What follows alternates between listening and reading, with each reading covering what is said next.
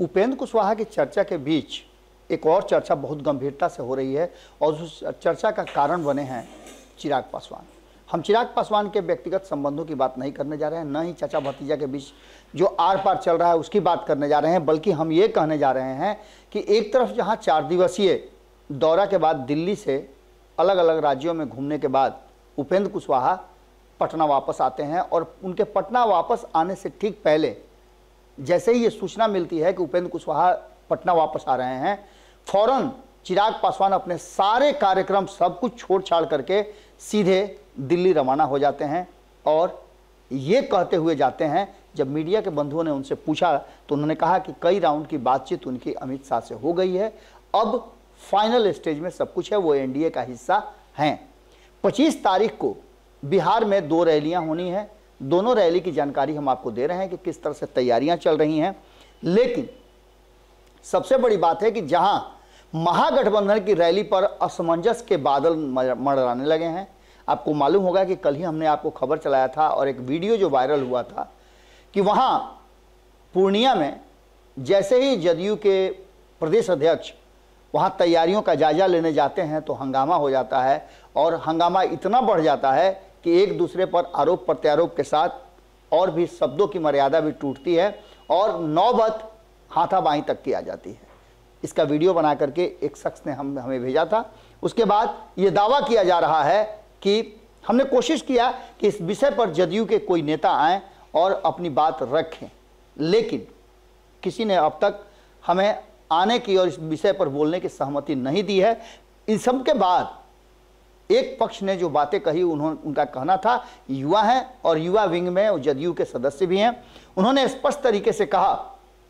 कि जिस तरह से सब कुछ हो रहा है वो सरासर गलत है और निश्चित रूप से जेडीयू जो है वो कई खेमे में बंट गई है। उन्होंने तो 3 खेमे का ऐलान भी कर दिया कि जेडीयू खास करके अगर पूर्णिया की बात करें तो 3 खेमे में बटी हुई है। महागठबंधन के रैली में सबसे बड़ा जो समस्या पैदा हुआ है वो समस्या कहीं ना कहीं उपेंद्र कुशवाहा के कारण पैदा हुआ है, क्योंकि उपेंद्र कुशवाहा ने जिस तरह से झकझोड़ा है लोगों को वो कहानी आप सभी ने सुनी है। लेकिन हम उपेंद्र कुशवाहा से अलग चिराग पासवान की बात करना चाह रहे हैं और चिराग पासवान, उनकी कई मीटिंग्स थी, कई लोगों से बातचीत करनी थी, कई उनके कार्यक्रम थे, लेकिन सब छोड़ छाड़ करके वो दिल्ली रवाना हुए हैं और 2 दिनों के प्रवास पर हैं कहा यह जा रहा है। और जो हमारे सूत्र बता रहे हैं, जो कानाफूसी हो रही है वो कानाफूसी ये है कि सब कुछ तय हो गया है, बंगला फिर से वापस लेना है। हमने आपको खबरों में बताया था, रातों रात में हमने आपको इस पर थोड़ा सा प्रकाश डाला था क्योंकि हमारी जानकारी वहां पूरी नहीं थी। लेकिन अब जो चर्चाएं कानाफूसी के माध्यम से हमारे पास आई हैं कि चिराग पासवान को दिल्ली तलब किया गया है और इस बीच में चिराग पासवान जो वैधानिक बताया जा रहा है कि काम था, कागज पत्तर जो तैयार करना था, जिस तरह से चीज़ों को देखना था, वो प्रक्रिया पूरी करने गए हैं और बहुत जल्द उनका बंगला वापस मिल जाएगा। बंगला का तात्पर्य आप समझ रहे होंगे कि हम 12 जनपद की बात नहीं कर रहे हैं, बल्कि हम बात कर रहे हैं उनके चुनाव चिन्ह बंगला की और पुराने लोक जनशक्ति पार्टी की, जिस पार्टी का नींव रामविलास पासवान ने रखा था और रामविलास पासवान की इस पार्टी को 2 भागों में विभक्त होने के लिए मजबूर होना पड़ा था। अब जो वर्तमान स्थिति बनी है उसमें आपको हमने खबरों में बताया कि चाचा पशुपति कुमार पारस को लेकर के कितने तल्ख हो गए हैं चिराग पासवान। जो चिराग पासवान कभी ये कहा करते थे कि चाचा के साथ जा सकते हैं, चाचा हमारे साथ आ सकते हैं, लेकिन अब उन्होंने इस पर पूरी तरह से विराम लगा दिया, कहा कि मेरे भाई मेरे हैं लेकिन चाचा से मेरा कोई संबंध नहीं रहेगा, क्योंकि उन चाचा ने जिस तरह से हमारे पिता की विरासत को छिन्न भिन्न कर दिया, जिस तरह से उनके राजनीतिक कैरियर में अब तक बेदाग कैरियर को तबाह और बर्बाद कर दिया, जिस तरह से उन्होंने भ्रष्टाचार किए,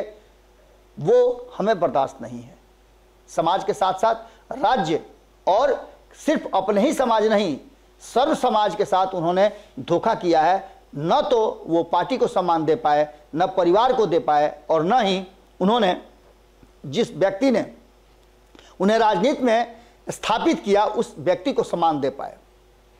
चिराग पासवान के दिल्ली रवाना होने के साथ साथ कहा जा रहा है कि एक बड़ा खेल होगा। एक तरफ जहां उठापटक महागठबंधन में मचा हुआ है, वहीं अमित शाह ने एक ऐसा पोस्टर बनाया है कि 25 तारीख की उनकी जो रैली होने वाली है, उस रैली में, वाल्मीकि नगर की रैली में बहुत कुछ ऐसा बदल जाएगा, बहुत कुछ ऐसा देखने को मिलेगा जो कहीं ना कहीं बिहार के लोगों के साथ साथ देश के लोगों को भी चौंकाने वाला होगा। हम इसलिए ये बात कह रहे हैं कि जो चीज़ें हमारे पास आ रही है कि इस रैली के मंच पर ऐसे कई लोग खड़े होंगे जो चौंकाएंगे जरूर। किन किन लोगों को उसमें जगह दी गई है ये अलग बात है, लेकिन जो चर्चाएं हैं, कहा यह जा रहा है कि 7 दलों का यह महागठबंधन जिस तरह से तितर बितर हो रहा है, वहीं कई दल एनडीए के नए साथी बनेंगे और वो सब उस मंच पर नजर आएंगे। क्या होगा ये तो 25 तारीख को पता चलेगा, लेकिन उससे पहले एक हर्डल जो है वो पार करना है महागठबंधन को 20 तारीख का। और खास करके इस हर्डल में जो कहा जा रहा है कि जंप करने की तैयारी जेडीयू कर रही है और कई बार पैर अटक गए हैं, फंस गए हैं और हर्डल के साथ साथ खुद भी गिरे हुए हैं। देखना होगा कि कैसे उठते हैं और कैसे इस बाधा को पार करते हुए 25 तारीख की रैली में एनडीए को यानी भारतीय जनता पार्टी को पीछे ढकेलते हैं और बिहार की जनता के सामने एक संदेश देते हैं। चिराग पासवान का दिल्ली प्रवास एक कहा जा रहा है उनके पार्टी को एक नई ऊर्जा देने वाला है और पार्टी के लोग भी काफ़ी आशान्वित हैं कि बहुत जल्द बहुत कुछ बदलने वाला है। जुड़े रहिए भारत लाइव के साथ,